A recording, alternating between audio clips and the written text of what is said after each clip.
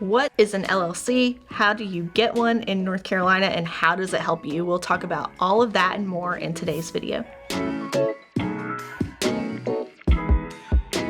LLCs, limited liability companies. I'm wondering if you will talk to me a little bit about, what's the point of an LLC?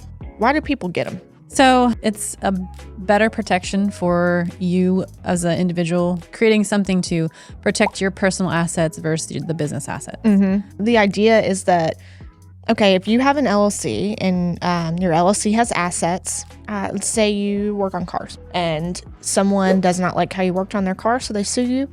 Well, instead of those people suing you, Joe Bob, they're going to sue Joe Bob LLC. And if they are successful, then they can only come after the assets of Joe Bob LLC, not Joe Bob the man. Everybody kind of talks about it like your shield, your liability shield. Right. They're just putting something between you, the individual, and what you own individually and the rest of the world when you're out there doing business or owning property. Now, the liability shield, I think about cases I had in litigation where the liability shield was eliminated because people didn't do what they were supposed to do with the LLC. Not to put you on the spot, but can you think of anything that would be how would you undo the shield? If you don't have separate accounts, if Joe Bob has one personal account, but he takes his LLC funds from it and his personal funds from it, that is just one account, and the courts do not like that. Mm-hmm. They think you're commingling funds, and it's not a good paper trail for just the LLC. That could be one. That's probably the biggest one, too. One hindrance that you have.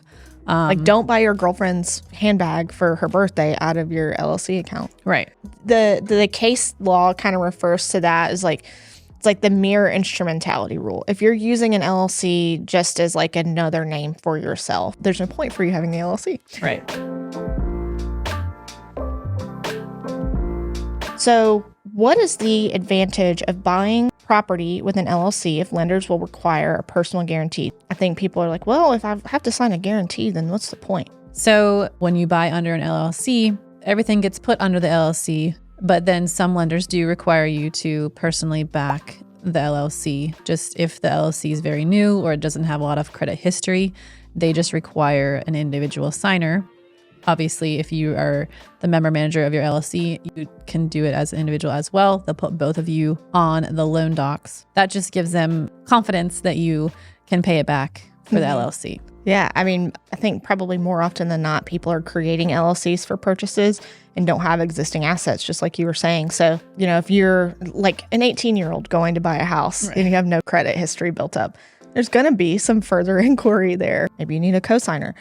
Sometimes LLCs need a cosigner, and that is you as an individual. But there's still a benefit to having an LLC, even if you need to personally guarantee a loan, because of everything you mentioned at the beginning of the shield from other, for example, you get sued in your company. If somebody gets a successful judgment against you for a lawsuit, you don't want them coming after your personal assets. So just because the bank has a way to get to you individually when you buy property doesn't mean you want everyone else in the world to have a way to get to you individually. Now, we get this question for LLCs and trusts often. Will banks let you move property to an LLC after purchasing it with the loan in your personal name at a better rate? What do you think? So we just had a discussion about this a couple weeks ago it was a VA loan. And, most VA loans have a clause in there that, if you transfer it or if you sell it after, then you're going to have to be paying back the full loan amount. Mm-hmm. It just depends on your lender. So I always say reach out to your lender or whoever is servicing your loan. Just get it in an email or in just a writing form. If you're really a risk taker, verbal is fine. Just more of assurance that they're not going to immediately recall your note due. Mm-hmm. Yeah.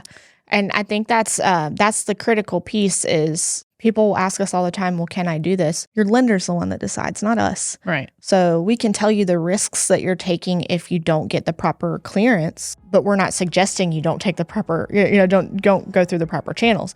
So the only way you can know for sure is if your lender will let you do that is to ask your lender. Right. And when I say that, it seems so obvious, but people are like, oh, but I don't want to open a can of worms. Right. I don't want to. Well, you'll be opening a much worse can of worms if you don't get their permission. So are you telling me you're going to do it anyway? Is that basically that's what I'm hearing is that you're going to do it whether they let you or not? It doesn't matter. Well, I think that is it for today. Thank you again for joining. Glad to be back. Yes, I'm looking forward to many more. So yeah, that's it. That's another episode of the North Carolina Real Estate Show. Thanks guys for listening. We'll catch you in the next episode.